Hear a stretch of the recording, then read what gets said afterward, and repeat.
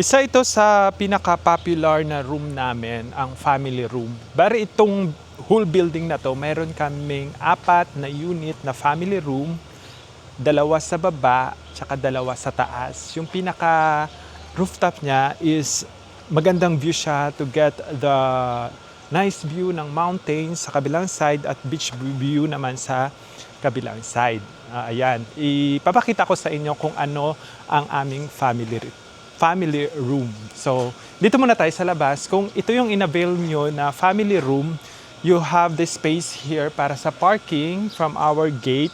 Dito yung parking namin. Tapos, dito na rin kami nagsiset up ng mga tables and chairs. Kapag masyadong mainit, nilalagyan din namin sila ng umbrella para at least dito na sila mag-gathering kapag marami sila. Kasi itong family room namin is para sa pangmalakasang pamilya, dalhin nyo na yung extended family nyo.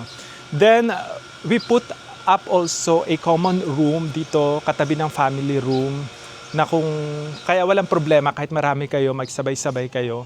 Kung hindi kasya yung toilet and bath sa loob, pwede rin dito sa common toilet. Ayan. Tara, pasok tayo. Papakita ko sa inyo kung ano yung loob ng family room. Aside from that, mayroon kaming provision for ginawa para sa ihawan at sa hugasan na malapit dito sa family room. Yan.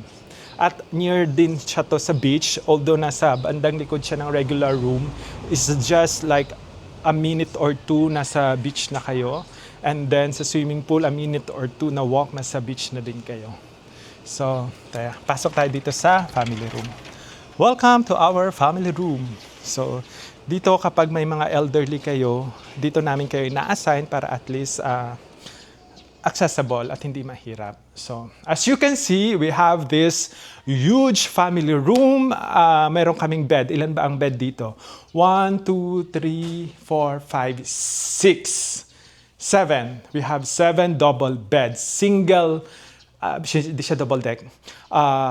Double bed. So, kasya dito ang 12 to 14 person. And we have your personal ref, of course, hindi lang mini ref, na kasya ang mga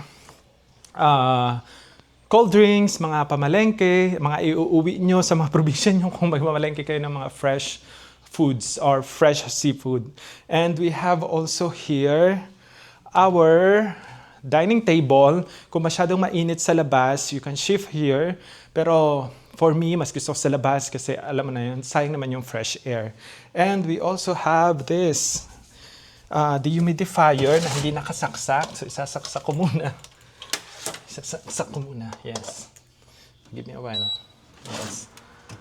Yan, dehumidifier. And we have water dispenser para sa hot and cold. So hindi nyo na problema yung pangkape sa umaga. Yan. And we have here, what we have here. Okay, sink here. Ayan. Tcharan! Ito yung sinasabi ko, na-separate yung toilet and shower para hindi sabay-sabay, at least magamit nyo both side. Ayan, ipakita natin yung ating toilet and bath. So, kagaya ng sinabi ko kanina, 4 yung ganito natin. Identical lang naman siya. So, yan.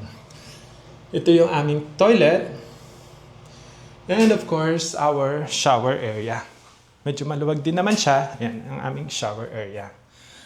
So, yan. Okay. So, we have our mini living room here. Yan. And of course, itong family room namin, 2 ang super powerful na aircon. Kaya kahit mainit sa labas, don't worry. Kapag gusto nyo mag-relax, dito lang kayo sa room, we have this. Have emergency light. And then, may mga ceiling fan kami dito na kung gusto nyo mas presko, magamit nyo rin siya. Yan. So, well-lighted naman ang aming family room. Aside from the lights coming from outside, itong nakikita nyo, wala pa tong lights. Pero kapag ibubuksan natin lahat ng lights, ayan, maliwanag naman siya sa gabi. Yan. Blackout curtain din naman siya So kung gusto niyo ng sa gabi, kasi may mga ilaw, pwede nyong alisin to para at least magkaroon kayo ng good night's sleep. Ayan.